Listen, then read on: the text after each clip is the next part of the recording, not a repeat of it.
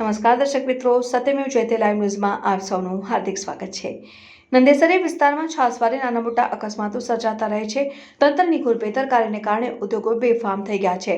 સુરક્ષા વ્યવસ્થાની તકેદારી રાખ્યા વિના જીવના જોખમે કામદારો પાસે કામ કરવામાં આવતું હોવાના આક્ષેપો પણ અગાઉ થયા છે।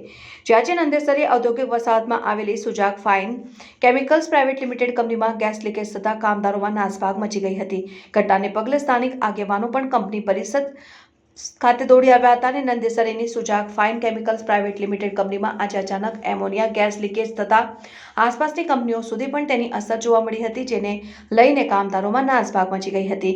ગેસની તીવ્ર દુર્ગંધ ફેલાતા ગ્રામજનો પણ ઘરની બહાર દોડી આવ્યા હતા અને સેફટીના અભાવે કેમિકલ કંપનીમાં સર્જાયેલી દુર્ઘટનાને પગલે ગ્રામજનોએ તંત્ર ઉપર આકરા પ્રહારો કર્યા હતા।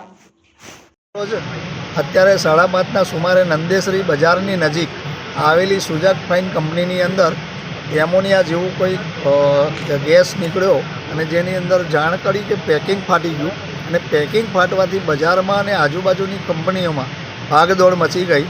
તેમાં સ્થાનિક સ્થળમાં તમામ લોકો પહોંચી ગયા અને પોલીસ પ્રશાસન તમામ પહોંચ્યા અને એને અત્યારે જ બધાને જાણ કરી કે ભાઈ કંઈ કંટ્રોલ કરો। તો કંપનીના માણસો થોડું કંટ્રોલ થઈ રહ્યું છે, પરંતુ જે મેનેજમેન્ટ કંટ્રોલ કરે કંપનીઓ બાજુમાં છે, એની બાજુમાં રહેઠાણ છે, બધું બાજુમાં સ્કૂલ છે, સ્કૂલ છૂટી અને આ લીકેજ થયું, શ્વાસ લેવાતો નહોતો એવી પરિસ્થિતિ હતી અહીંયા।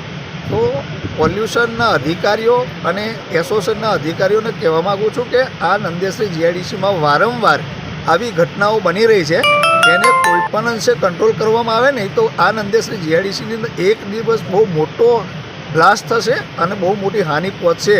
તેથી આ તંત્ર વહેલામાં વહેલું જાગે અને આ તમામ યુનિટો જે લોકો ખતરનાક પ્રોડક્ટો બનાવે છે એની ઉપર એક્શન લઈ અને તાત્કાલિક એને નિયંત્રણ કરવામાં આવે એવી મારી વિનંતી છે।